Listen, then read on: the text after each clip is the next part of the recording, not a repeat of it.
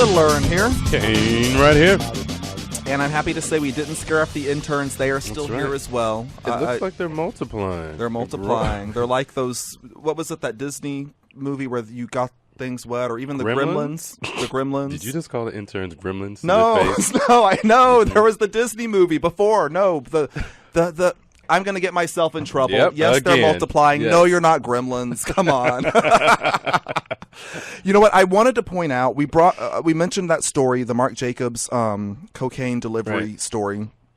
I forgot to say that I found this on the website scenesters.com. Oh, cool. That's SCENESTIRZ.com, scenesters.com. Those are our friends. They've been with us before. They're actually coming back this Friday. Oh, they're gonna be with us weekly coming up, starting this week in studio, nice. Giving us the latest and the greatest on, stories like this, Marc Jacobs and cocaine deliveries and movie stars, people wearing crazy stuff. They're really in tune, ear to the streets, hip happening folks.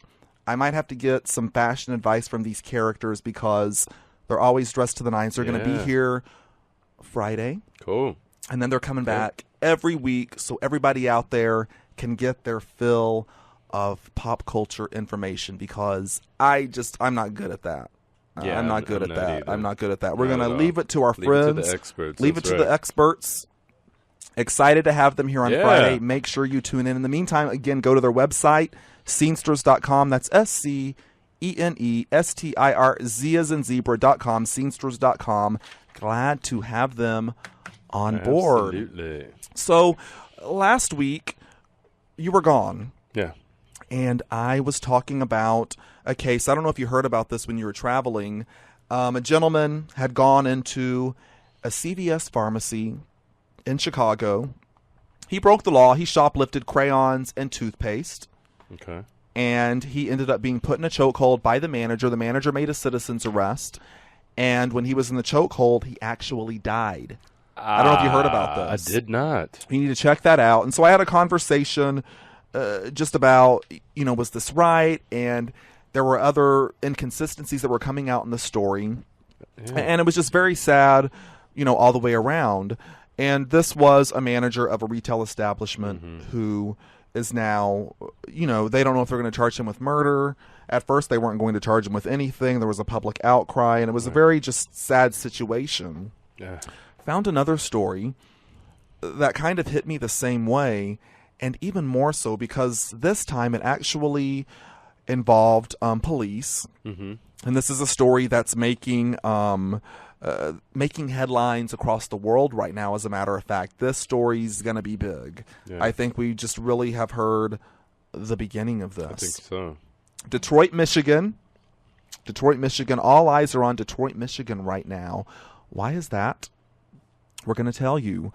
A 7-year-old girl, her name was Ayanna Jones. Ayanna Jones lives in Detroit. Mm-hmm. And as we all know, Detroit right now, not having the best of times between the downturn and the recession, the economy. Just Detroit's in a really bad place right now. Yes. That's something that I think, can all agree on. Oh, yeah. Get this. There was a warrant that was issued for a murder that occurred in the past. Mm-hmm. And the warrant was executed at 12:40 a.m. Eastern Standard Time on Sunday, which was yesterday, at a home on Detroit's east side. Now, get this. The assistant chief of police there is Ralph Godbee. Ralph Godbee is the assistant chief of police in Detroit. Mm-hmm. A warrant is served. To make a long story short, this is how the story first came out. They said a warrant was served. They go to the home, and it happens to be the home where Ayanna Jones lives, 7 years old, with her parents and other folks or what have you. Right. The story first came out that they served a warrant. They used what they call a flash bomb? A flash bomb, which is, we've seen this on TV and in movies and in reality shows, Cops. They throw the flash bomb in there. It releases smoke, and it's like a bomb, and it flashes. They said they go in, and there's an altercation with somebody in the home, an adult that was in the home. There was an altercation, the grandmother, and they said when that altercation happened, their gun went off. An A officer's round was gun's fired. discharged, yes. Gun was discharged, and Ayanna Jones, 7 years old, was killed in this police raid.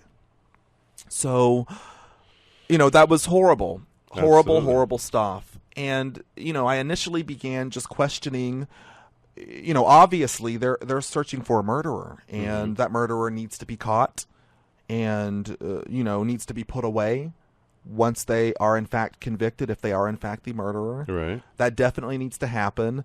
I began questioning how this can happen, though, in such a manner that, it's not a good thing when you're trying to find one murderer and someone dies in the process. Right. Now, interestingly enough, the story just doesn't end there. Unfortunately, stuff like this happens more often than you would think. And so there is a reason that this story is now making headlines. Yeah, let's hear the latest. Believe it or not,